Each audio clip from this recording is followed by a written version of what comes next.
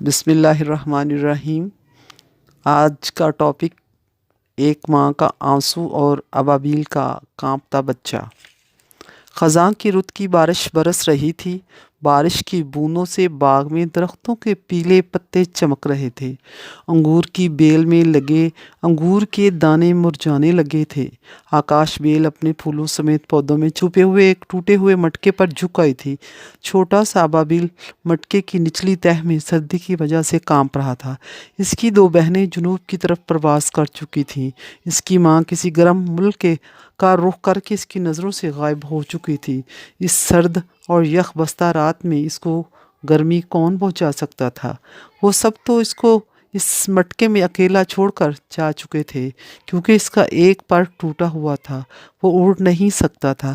گزشتہ سردیوں کے موسم میں ان کے اس گھر کو آگ لگ گئی تھی، جس کی چھت پر اس کی ماں نے اپنا گھونسلہ بنایا تھا۔ اس سے پہلے کہ بوڑھی ماں اپنے بچے کو آگ سے بچانے کی خاطر لے کر اڑتی، ایک چنگاری اڑتی ہوئی گھونسلے میں آ گری اور اس چھوٹے سے ابابیل کا ایک پر جل گیا۔ وہ اس درد کی شدت سے بے ہوش ہو گیا۔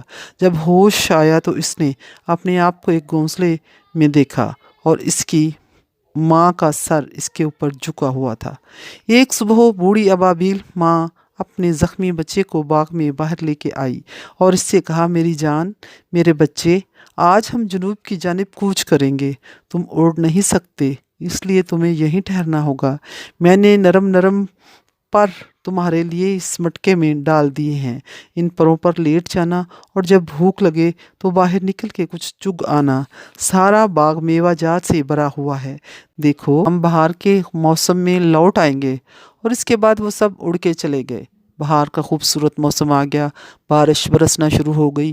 بارش کا قطرہ آکاش بیل کے نچلے حصے پر لگے ایک پتے پر آ کے گرا اور گرنے ہی والا تھا۔ اف، کتنا تھکا ہوا ہوں۔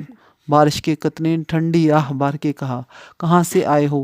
چھوٹے سے ابابیل نے تعجب سے پوچھا۔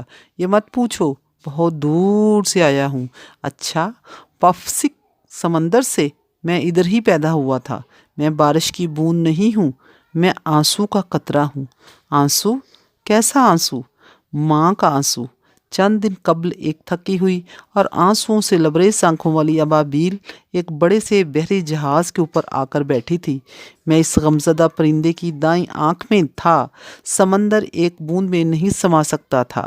بے بسی سے بھرائی ہوئی آواز میں اس ابابیل نے ہوا سے کہا، اے ہوا، تم ساری زمین پر چلتی ہو۔ جب بلگیریا ملک کے اوپر سے گزرو تب میرے پیارے پنچھی کو دیکھنے کے لیے رکنا اور ان سے کہنا کہ کالی بلی سے خبردار رہے۔ جب میں ادھر آ رہی تھی تب میں اپنے بچے کو یہ سمجھانا بھول گئی تھی۔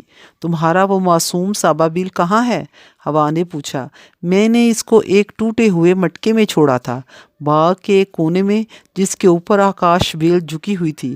اس بوڑھی ابابیل ماں نے ابھی یہ الفاظ ادا ہی کیے کہ میں اس کی آنکھ سے گر پڑا۔ ہوا نے مجھے تھام لیا اور زمین کے اوپر اپنے ساتھ اڑاتی ہوئی لے آئی۔ میں 8 روز تک مسلسل اڑتا رہا اور اب اس پتے کے اوپر آ کے گرا ہوں۔ بہت تھکا ہوا ہوں۔ دل کرتا ہے اس پتے سے اٹھ کر نیچے آ جاؤں اور آ کے سو جاؤں۔ چھوٹے سے ابابیل کا دل زور سے دھڑکنے لگا۔ وہ فوراً اٹھا اور اپنی چونچی کھولی، بچھڑی ہوئی ماں کا آنسو اپنی چونچ میں لے لیا اور پھر وہ اپنے مٹکے کی تہہ میں بچھے ہوئے پروں پر آ کے لیٹ گیا۔ آنسو کی گرمی محسوس کر کے وہ سو گیا اور اس کو گہری نیند آ گئی، ایسے جس طرح اپنی ماں کے پروں میں چھپ کر بے فکر ہو کے سوتا تھا۔